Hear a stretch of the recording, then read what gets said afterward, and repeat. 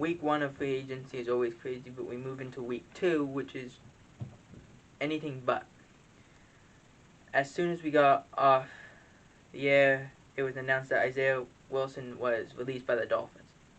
Isaiah Wilson was traded to the Dolphins by the Tennessee Titans, who drafted him, and he only played about 4 games, and then got COVID, and then got in trouble, and did not play anymore in Tennessee.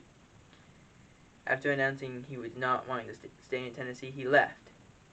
He got traded to Miami, and that's what it started going south. But it's almost like he feels, and he even kind of said this, that he was done with playing football, but he said he was entitled to almost get a starting job. Which he's not.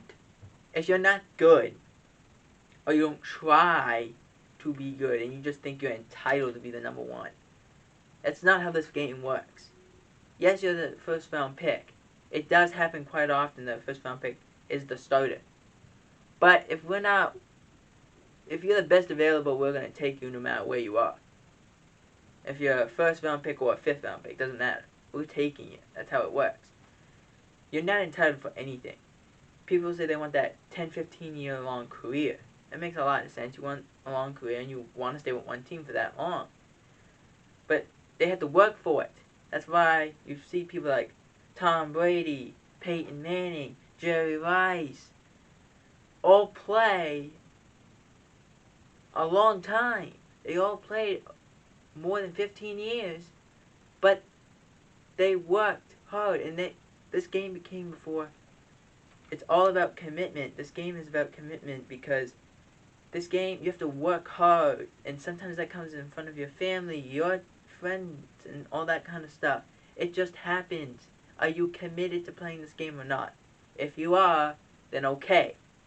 If you're not, you don't need to be here. Because there's someone on the team that can do the job better than you, and there's someone that they can get under the streets that can do the job better than you can. So it's just, you have to be committed. You take your shot, you take your lick, and then you move forward. That's how this game works. But there's people think that they're entitled to get whatever. It doesn't work that way. You gotta work for it, and then you'll get your thing. And then you get what you want when you work hard for it.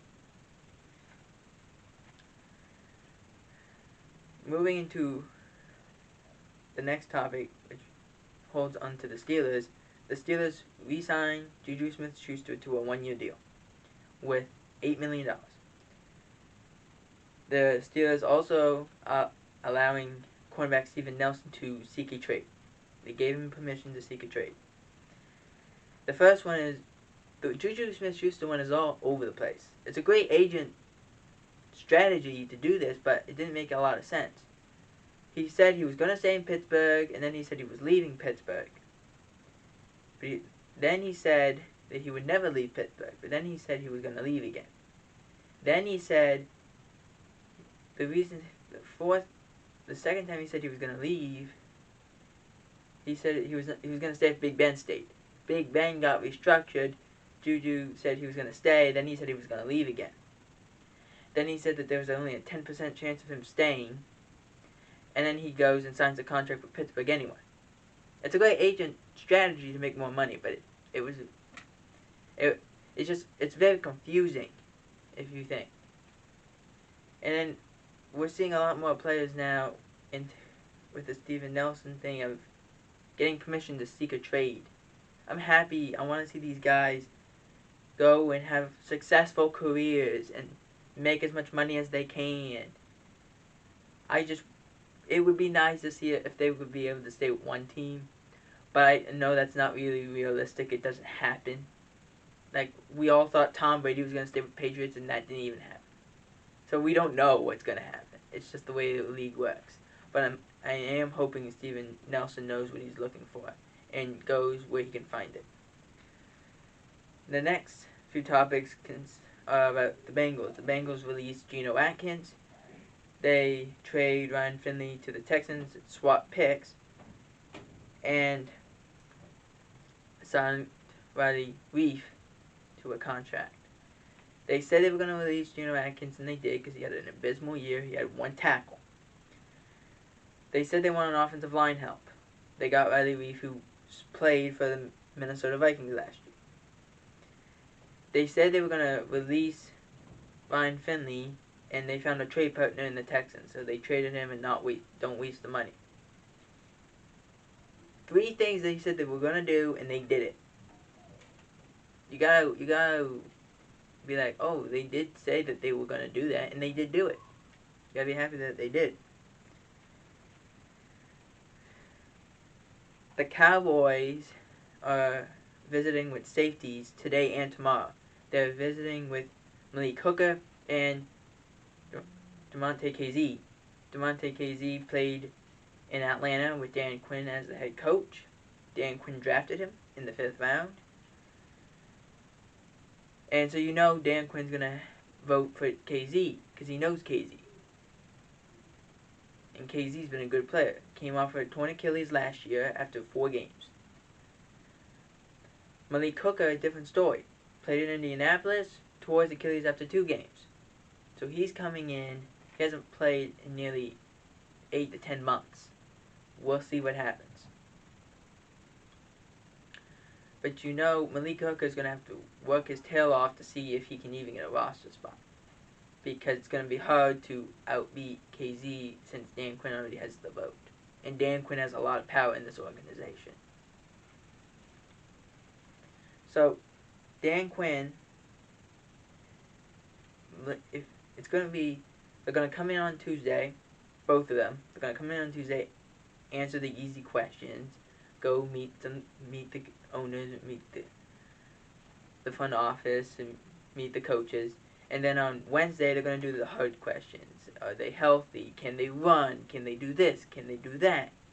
We'll see what happens, and we'll be around to further the process. Kenny Gallaudet signed a contract with the Giants. It's a 4-year deal worth $72 million, maxes out at $76 million, guarantees $40 million.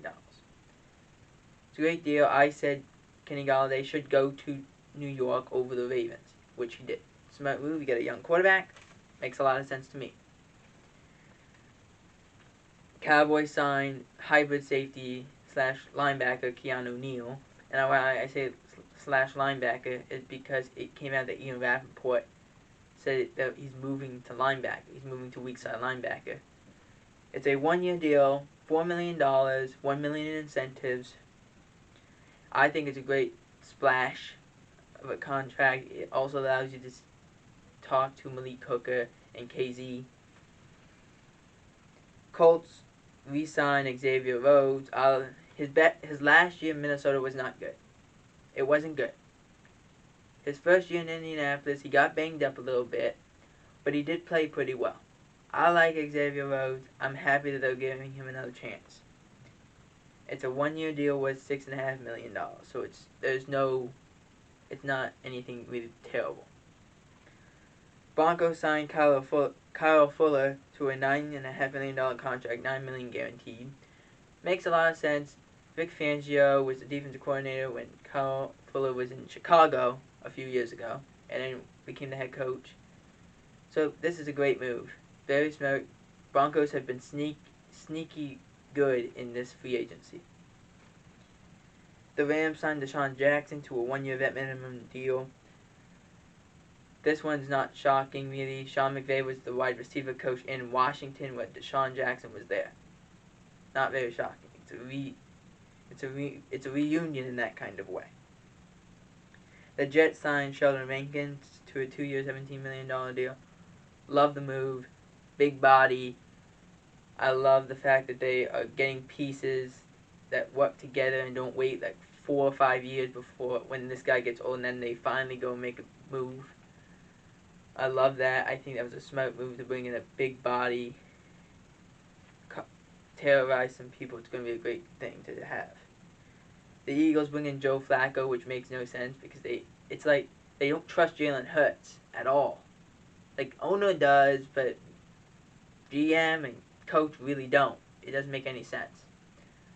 Why bring in Joe Flacco, who's a bridge quarterback, unless you're convinced Jalen Hurts isn't ready yet? Titans bring in Josh Reynolds, 1-year deal. vet minimum. He's going to be a star alongside A.J. Brown. Corey Davis is gone, so he's going to be able to take over and slide right into that role.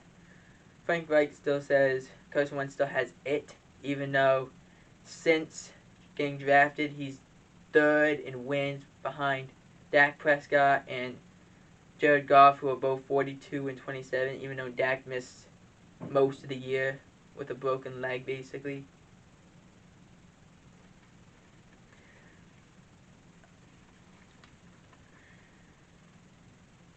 Also, Carson Wentz is only like 35 and 32 and 1 in his career, so it doesn't make a whole lot of sense, but we'll see.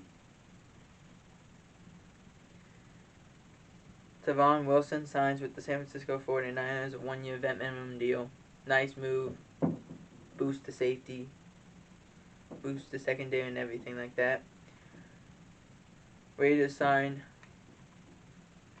Andre James to a 3-year, $12.5 million deal. Smart move.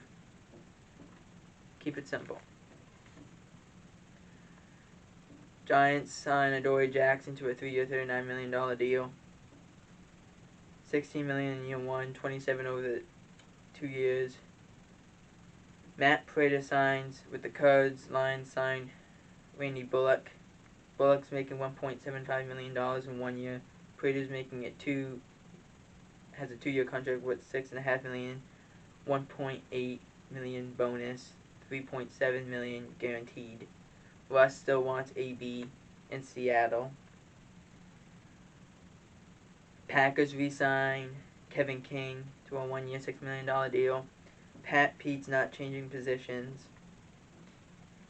In 2021, Mike Davis is going to join the Falcons for a 2-year, $5.5 million deal. $3 million guaranteed. 49ers re-sign Jarquise Tart for a 1-year deal. Chris Carson re-signs with the Seahawks 3 years, $24.6 million.